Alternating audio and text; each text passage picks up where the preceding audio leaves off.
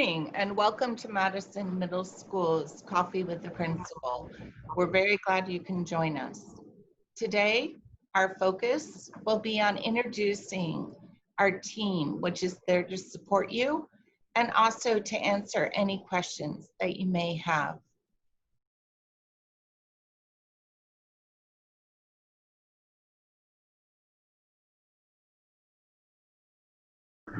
Briefly introduce myself. I have been an educator for 16 years with the LA Unified. I started as an English and special education teacher, and I have also held positions as Title I coordinator, special ed coordinator, testing coordinator, assistant principal, data coordinator for the local district superintendent, and now proud and very grateful principal of Madison Middle School. I also am the parent of 2 LA Unified graduates. My son recently graduated last spring, and my daughter graduated 7 years ago. And presently, they are both living with me due to the pandemic, which is nice.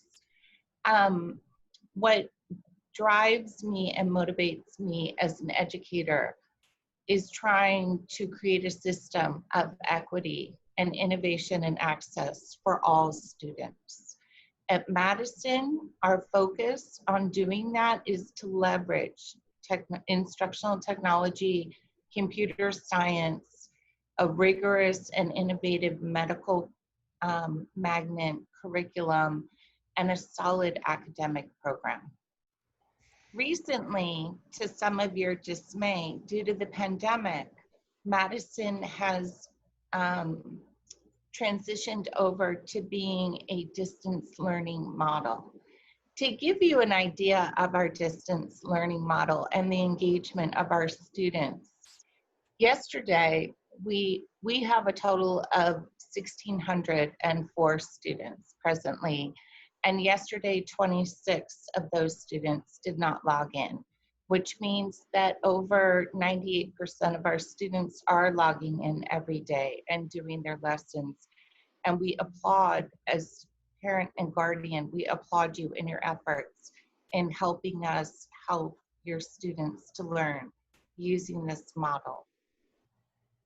I'm now going to introduce Assistant Principal Cheryl Bloom to discuss how to contact us at the school.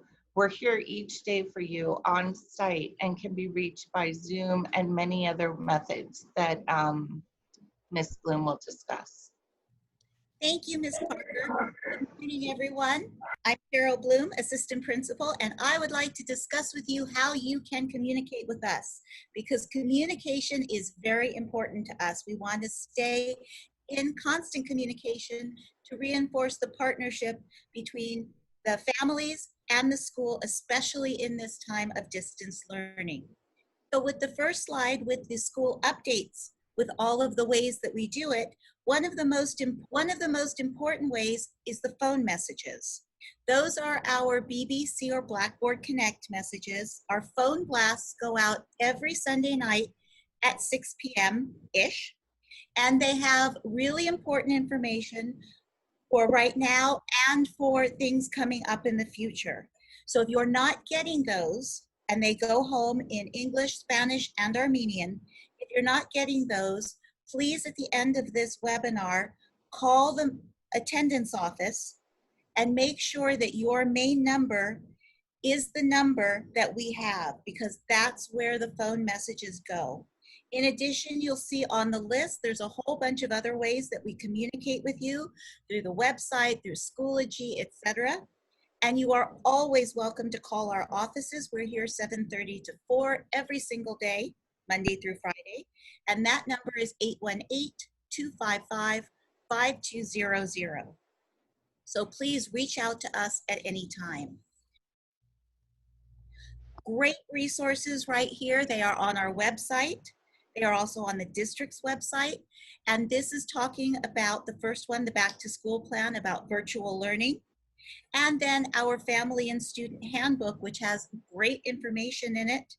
And I would definitely recommend that you peruse through it. 2 meetings that we have monthly that we really want parents to attend and give your input.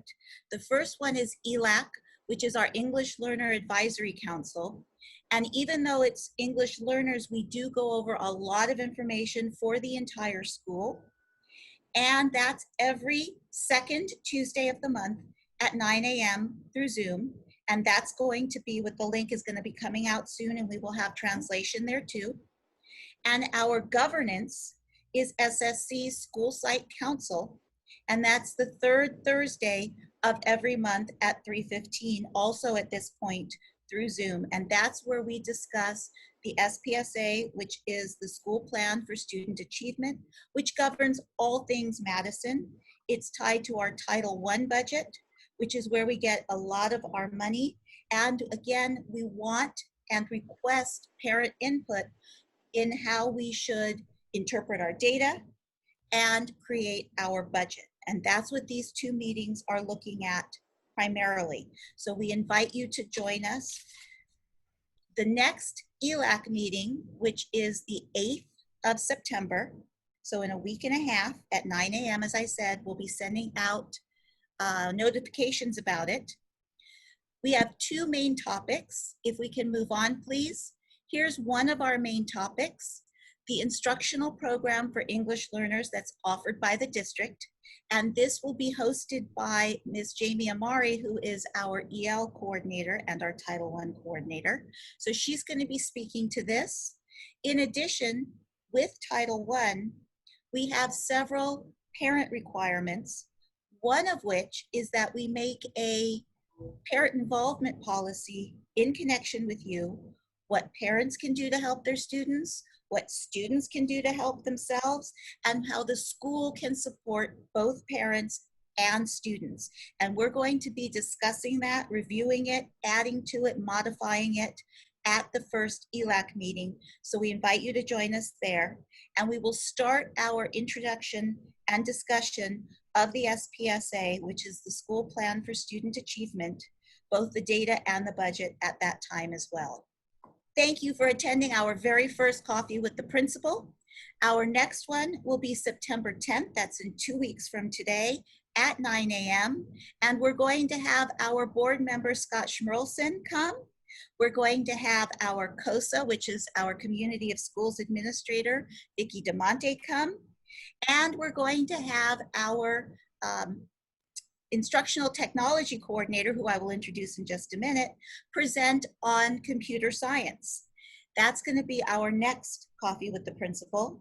And the one after that, at the end of September, which is in 4 weeks from today, we are going to have the well-being and safety of our children, a panel discussion with all kinds of mental health professionals, school police, medical professionals, and social media experts, so that we can work with everyone on social emotional well-being at this time, because that's a very important topic. We would love to see you in just another week. A week from tonight is going to be our back to school night. It will look a little different since it will be all on Zoom, but it will be a week from tonight, 5 to 7. You will be able to Zoom in and meet your students' teachers. You will be able to learn about the class, the instruction, expectations. You'll even have a little Q&A with the teachers. So we're very excited to announce that, and more information will be forthcoming. In addition, at 4:30 that night, for parents of gifted students, we will have our meetings, and you're welcome to Zoom in on that as well.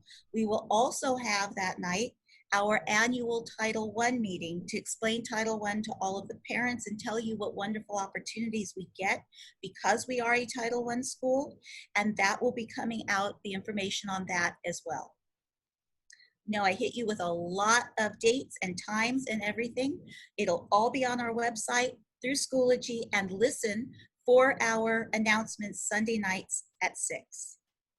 Now it's my pleasure to introduce our Instructional Technology Coordinator and the host of this meeting, Elizabeth Lester. Hi, I'm Elizabeth Lester, and I'm the Instructional Technology Coordinator here at Madison, and I'm here to be able to help the teachers and the students and you be able to make education more engaging using technology. And one of the great things that you have available to you is your parent portal. And so if you are needing support in setting up Parent Portal or knowing how to use it, you can definitely reach out to me. And you can call the school for your Parent Portal PIN, which is going to be different than the student PIN. So if you haven't set up your Parent Portal, please call the school and we'll help you get it all set up. And it's a great way to keep track of your students' progress in their education. If you do have any questions today, please put it in our Q&A section. And go ahead and mention your student's name so that way we can make sure that we get back to you or we address the particular issue. And you'll be able to find the Q&A down at the bottom of the screen. And you can just type in your questions there and we'll be able to respond to them either at the end or we will personally get back to you. Just please make sure to put in your student's name. Okay, and with that, it is my pleasure to introduce our assistant principal, Ms. Altunian. Good morning, Madison Middle School families. I'm Ms. Altunian, the Assistant Principal in Secondary Counseling Services. Thank you for taking the time to join us today. I truly appreciate every one of you for choosing to be active participants in your child's education. So today you will meet our dedicated counseling team. It consists of 4 exceptional guidance counselors who are available to assist our students with academic and social emotional needs. We are here to serve you with scheduling issues, grade reports, referrals to counseling services, academic counseling, interventions, any interventions your student might need, clubs, group counseling, English learner support, special education services, college and career chats, and much more. So first, I would like to update you about our grab-and-go food centers. LAUSD they have been consistent with providing meals for our families ever since school closures back in March. They will continue to provide nutritious meals to students and community members who need them during distance learning. Our grab-and-go centers are they're staffed from 7 a.m. to 10 a.m. 2 meals are provided per person. LAUSD students and their parents need to have a barcode and they need to get it scanned for meal pickups. And if you have any further questions regarding grab-and-go centers or your concerns about your student's account, please email cafela@lausd.net, which is on the slide deck. And for additional information and menus, you can visit the food services on the LAUSD website. I would like to talk about grade reporting. You can see the chart on the slide deck. It shows the dates that grades will be entered into our system by teachers. As you can see, in both fall and spring semester, your child will earn 2 progress reports, one after 5 weeks and the other after the 15th week of school. Your child will also receive a midterm mark report after 10 weeks and a final mark report after 20 weeks. And that'll be in December of this semester. And then final report cards, just to let you know, I want to highlight this, final report cards are part of their permanent record. And any school they go to, school staff does evaluate it for programming purposes, as well as for culmination eligibility. Here you see, I'm just going to point out some things here for the progress report cards. So for midterm and final marks, you will see a full complement of academic grades. You'll see the A's and the B's, C's, D's, or fail, and marks of E, S, or U for work habits and cooperation. Now, progress reports are interim reports, which indicate the students and families' specific deficiencies in student progress in academics, work habits, and cooperation. Whenever you see the letter M or C or S, those are all, they represent satisfactory progress. And for advisories, which are basically our homerooms this year with distance learning, advisory marks will be indicated by a pass or no pass, and it will not affect grade point average, the student's GPA. Our first mark reporting window will open next week on September 3rd, and families will receive the first progress report card the week after. So that's coming, that's around the corner. On the week 5 mark reporting that you will receive, you might see more M's for the first one, for meets core standards, than the actual academic grades. Or for some classes, you might see D's or fails. Let's hope not, but you might. And if the student is not making satisfactory progress, you'll see the D's and the fails along with the M's. Families will begin receiving deficiency letters after the 10-week mark reporting, indicating unsatisfactory progress. The letter will include suggested interventions that may be implemented to help students improve. And that's all for me for now. Thank you for your attention. And next, I would like to introduce Mr. Juergens, our 8th grade counselor. Good morning, Madison community, parents and colleagues. It's really good to be here. I'm the 8th grade counselor this year, and good morning. Yeah, just a word or two about, we like the students to be kind of aware of what's coming up, particularly for our 8th graders who are moving on to high school next year. And it's important that they know that about the A through G requirements. Completing the A through G course of study when the students get to high school ensures that they're college ready when they graduate high school, that they're eligible to be admitted to a UC campus or a California State University. And being aware of these requirements and of course other requirements kind of helps the kids transition onto high school. And our current 8th graders will be under whatever requirements are in place when they enter the 9th grade. As a matter of fact, this week, LAUSD made ethnic studies one of the requirements in the A through G requirements, because the California State University system adopted that as a requirement for incoming freshman college students. So these requirements do change from time to time, and it's great to hear that ethnic studies, much needed area of study, is going to be implemented for our incoming 9th graders. Okay, here's a look at what LAUSD has in place for incoming 9th graders. We like our middle school students to be aware of these requirements so they can anticipate what's coming up. 2 things are important: that they complete each one of these requirements and also maintain an acceptable GPA, a grade point average, depending upon which university or college they're going to apply for. We wish them all the best, and we try and prepare them and do our best to make sure that each one of our students is aware of what's going to be happening when they get to high school. And we like our kids to be on that college-ready journey. Beginning in middle school, it's very important that students are aware of what they're doing now. Is so very, very important for the next step in their journey onto college and careers. I'd like to introduce Ms. Campbell, our 7th grade counselor this year. Good morning, Ms. Campbell.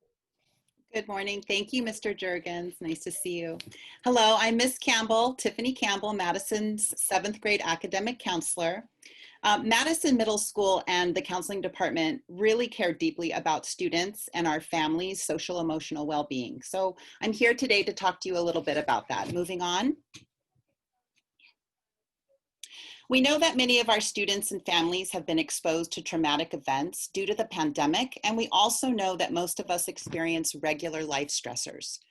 One way to help lessen these stresses and help create a sense of normalcy is to create a daily routine with your child that starts with getting enough sleep. I know a lot of us don't do that. This means limiting time in front of the computer, phone, and TV screen once the school day and assignments are complete. And having a set bedtime, aiming for 8 to 10 hours of sleep each night. It's so important. Enough sleep can make a huge difference in the way your child handles their daily school expectations and can even inspire a better mood. Starting each day with a sense of preparedness should include eating breakfast, getting dressed into clean clothes, and showing up to Zoom classes on time. Also, make sure to schedule time for brain and body breaks throughout the day and encourage positive talk to help build healthy relationships. Having a dedicated school space for your child with good lighting, a flat surface to work on, like a desk or kitchen table, and limited distractions that can possibly throw them off task can also create healthy work habits.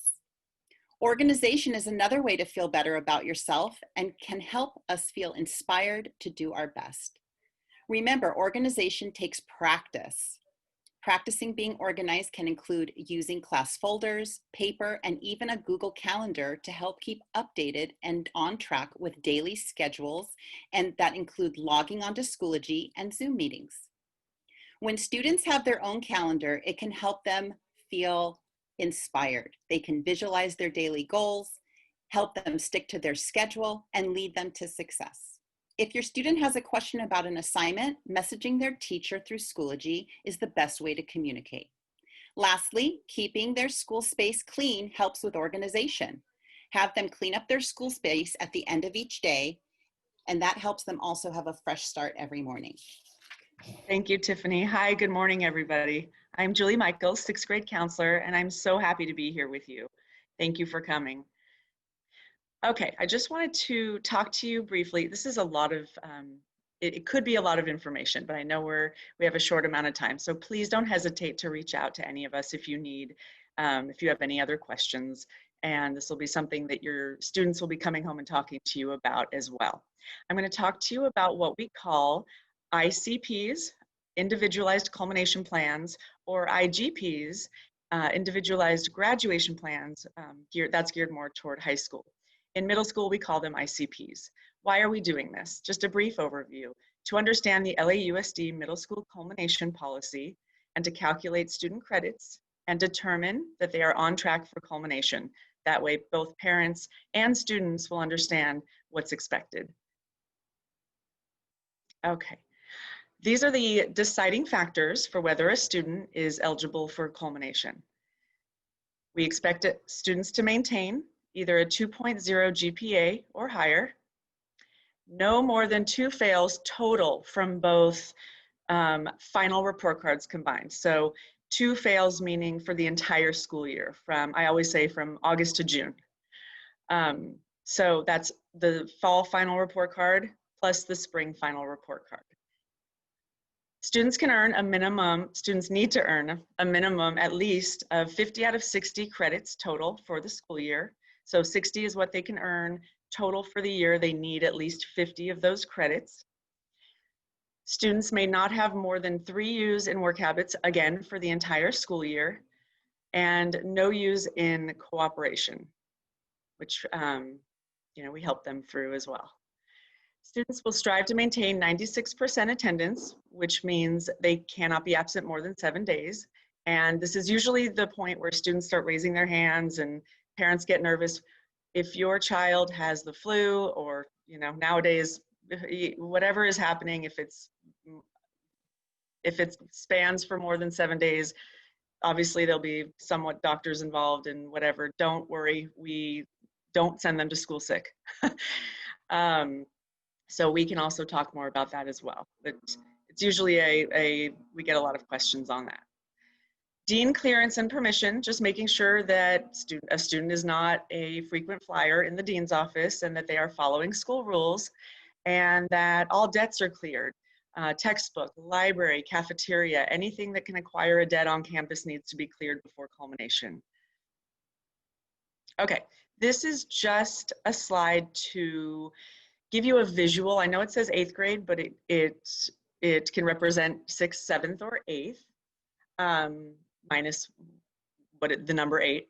But it shows you the fall courses and the spring courses and just gives you a better understanding that each course is worth 5 credits. The only course, I guess, that we could say that does not earn a student any credit is advisory or homeroom. But every other class, including PE, because sometimes the students will say, what about PE? Yes, it is an academic class and it earns 5 credits. So I feel like this is just a simpler way to understand, you see the fall semester and the total credits being 30, the spring semester, 5 credits each class, total being 30. That's where a student obtains their maximum of 60 credits. Okay, this is a lot of words on a page. If you have a 7th or 8th grader, and I don't want to overwhelm, but if you have a 7th or 8th grader, hopefully you've seen this and signed this paper. 6th grade parents, you will be seeing this coming home in the spring. It is the actual ICP report. And as you can see, I'm not reading this to you today, but you can see the important bullet points and arrows. It gives you testing information, attendance information, class schedule, meeting notes, you know, kind of an overall view of where your students are. Really quickly, 6th grade parents, the only reason we don't send these home in the fall, even though we do meet with your students in the fall, is there just isn't enough information yet for you to have on this piece of paper until the spring. They'll have final grades from the fall. Thank you so much. Glad you're all here. And now I'd like to turn it over to Ms. Meg Taylor. Good morning, everybody. So my name is Meg Taylor. I'm the Pupil Services and Attendance Counselor. So I wanted to go over really quickly the importance of attendance, as it is always very important, more so now. So if your student isn't there or logged on, they can't learn. So I just wanted to go over what attendance will look like while we're in distance learning. So students, the attendance will be taken daily, as it was before. Daily attendance will be defined by student participation in when they log on to their Schoology, when they log on to their classes, when they're logging on to their Zoom instruction, and completion of assignments and assessments. So everything that they're turning in, we are monitoring that through Schoology. Students who do not participate in distance learning on a school day will be marked absent. So if we have no information that they've logged on for that school day, we will be marking them absent. Please keep in contact with us. Call the school. My contact information will be at the end of this slide. Please call me. You can email me and call me and let me know what's going on. If you're having any issues with logging on, if you're having any difficulties with communicating with the teacher, your student doesn't really know what's going on. So please keep in contact with us and we will also help you through there. So the main point is to get your child onto these programs. And like I think I said before, absence will be recorded every day as it is normally. And it is very, very important for you to be engaged with your child while they are trying to do Zoom, while they are on with their teachers, trying to keep them on task. I know sometimes that's hard because we have a lot going on ourselves, but please try to check in with them and see what they're doing. Communication between the student and their school. This is very important. So I know there's going to be there has been a lot of issues with logging on. There's been a lot of technical difficulties. So please keep in contact with us. Like I said, my information will be at the end. So this is also another way that we're tracking if your child is logging on or is engaging. So if they're using the computer or communication technology through interaction, instruction, check-ins, if they're using video or audio instruction, they're interacting with telecourses. So this is if they're in their Zoom meetings, if their teacher is having a meeting, if they're logging on to the actual instruction portion of it, or if the teacher is requiring oral feedback, if they have to, one-on-one talk to the student. So these are all the ways that we are tracking if your child is interacting with the school. There is a lot of information, and I know a lot of information has been put forth before you today, so I don't want to continue to overwhelm you. So here is my Google Voice number, my email, anything related to attendance, and really anything related to you interacting with the school and making it easier. Please feel free to contact me. I will do my best because I know there's a lot of difficulties right now. Also, if families are having issues, not necessarily school related, but I know Ms. Altunian mentioned the grab and go. If you need assistance with things like that, services within the community, please reach out to me as well, and I will help you the best that I can. And now I will be introducing Mr. Winick, the college coach. Good morning, everybody. My name is Jonathan Winick. I am the new college and career coach this year. I was an English teacher for the past 17 years, so it's a change of pace, but I'm very excited about it. According to this slide, these are some of our, last year students. They are great. I had a lot of them. Now is the time to be preparing for college. Increases GPA. Students can join clubs and become leaders and hold those roles. It's great preparation. They could study for the Smarter Balance and the PSAT in preparation of college testing. We're going to do virtual field trips, promote attendance, and make sure students have access to the instructional resources they need. Now, don't get overwhelmed here. This will all be here for you to review, but why, when, and how to prepare for college. A few of the reasons, even though there are many, we could explore our different interests, things that we're interested in and move into for a career. You meet a variety of people. I'm still best friends with friends from college. Earning a degree and demonstrating that you have the knowledge to be successful in a career, as well as, I guess that last one's important, earning more money and having more job opportunities. Also, it's never too late to start preparing, like we discussed before. Have your child, or even if we're looking to further our education, think about what we'd like to do. Make a little map or a plan to get there and take little baby steps until you achieve your goal. How do we prepare? We're going to increase college access and career readiness, not just in and out of class, but through hopefully promotion at home as well. Technology is a big part of that. This, as we see now, is probably our present and future. And then we can create and enhance a college-going environment and culture by practicing awareness in and out of class of careers and post-education after secondary. There's a lot of information here too, but we get that college culture going when the college talk and expectations are clear. Students understand how to get to college. The information and resources are available through your teachers, counselors, myself, online. The curriculum will be doing advisory lessons, some very cool things like scavenger hunts and career human bingo, finding different teachers with different jobs, and a lot of really fun activities, even virtually. The faculty will be very involved. I have a good rapport with our teachers, so I'm going to be contacting everyone to see what we're doing in class. And again, at home, family involvement, you have to motivate your child to move on. College partnerships has to do with, I'm gonna get some guest speakers. We're gonna go on some virtual field trips and basically see how the college experience is nowadays. Here's some helpful tips for your child to practice. Some of these aren't totally specific, but we already briefly talked about English, science, and algebra, the requirements with Mr. Juergens. Just make sure your child is challenging herself, and we are focusing on our interests. Reading is so important, especially as an English teacher. And we want to, again, be involved, parent conference night, talking to your teachers and counselors. Finally, here's my contact information. And as the coach, I'm going to do my best to help your child with academic success, preparation for the future. Join the college club. That's going to be Thursdays at lunch.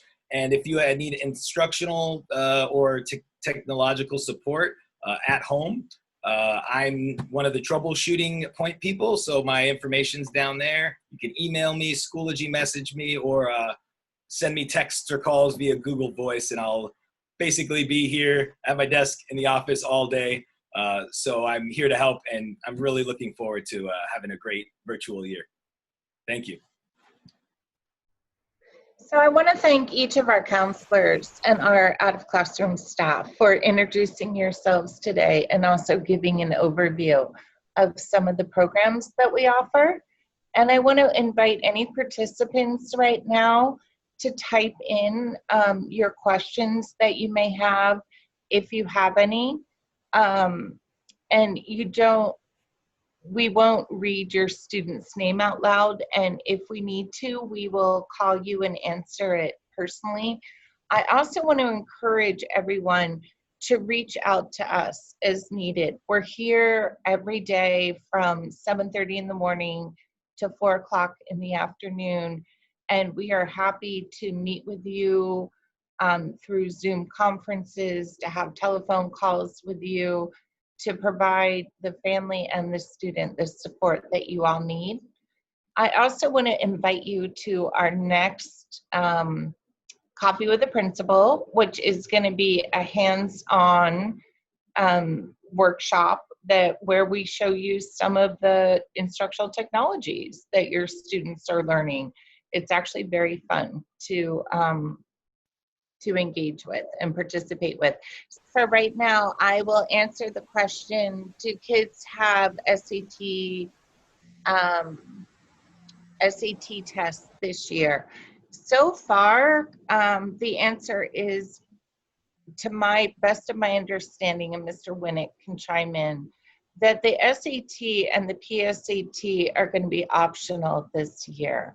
That they will also be administered remotely online, and that the UC system is not requiring, they've suspended the use of the SAT, which is the college entrance exam, for those of you who aren't familiar with it.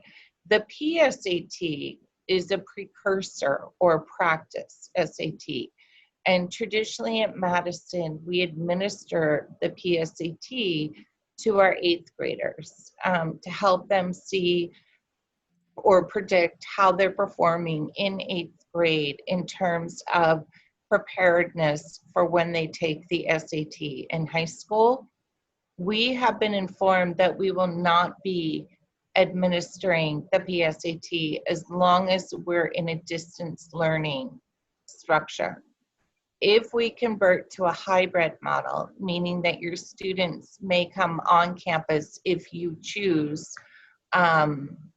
for some of the school day or some of the school week, then I think the district is planning to try to bring back voluntary PSAT testing. But for right now, no, it's suspended. Okay, we have another question. Ms. Parker, Yes. will there be PTO this year? And what are we doing to help students sharing Zoom links that don't belong in that class period and interrupt the class? So the PTO is run separately from the school. And I'm going to defer that to you, Cheryl, and we will call the parent independently on that, the parent-teacher organization. The school does everything we can to support the organization, but it is separate entity from the school administration. So that would be a choice of the parents and of the community. We can definitely facilitate the planning of those meetings and communication of them for you, but we will follow up with a phone call. In terms of Zoom, your student has a Zoom link, and the Zoom link, and Elizabeth can speak to this probably better than I can, but the Zoom link is through Schoology. They're actually not able to share the Zoom link unless another student is logging in using a student's password. So there should only be the student who owns the password and the username in Schoology logging into the Zoom. With that said, it is a national problem right now and systemic, unfortunately, that hackers do Zoom bomb. That means that someone who is not a participant in the Zoom, who is not authorized to be in the Zoom, is able to hack into Zoom and take control of the class, often with inappropriate gestures or inappropriate language. Our teachers, Madison actually, compared to some other schools, has had much fewer Zoom bombing incidents. There are schools that have been definitely targeted in the Zoom bombing, and our teachers have been instructed what to do should they be Zoom bombed by a hacker, which is to end the meeting immediately to reduce our students' exposure to what the hacker is saying or doing. I hope that best answers your question. If you have more questions about it, please reach out to Miss Elizabeth Lester, our instructional technology coordinator, who might be able to better explain it than I am. We have thing that I bet is on a lot of people's minds. If LA County is taken off the COVID watch list, how long would it take for schools to resume in-class learning? So that is the question of the hour, and I asked that question also. The principals right now in the schools have not been given any more information than the general public. So my understanding of it is from what I've read in the back to school guide, which we have posted on our website and linked in the parent portal. According to the back to school guide, once the LA Unified and other school districts receive the go ahead from the LA County Department of Public Health, based on the number or the percentage of weekly infections, which they have drawn a benchmark to, then the LA Unified is going to consider a hybrid model.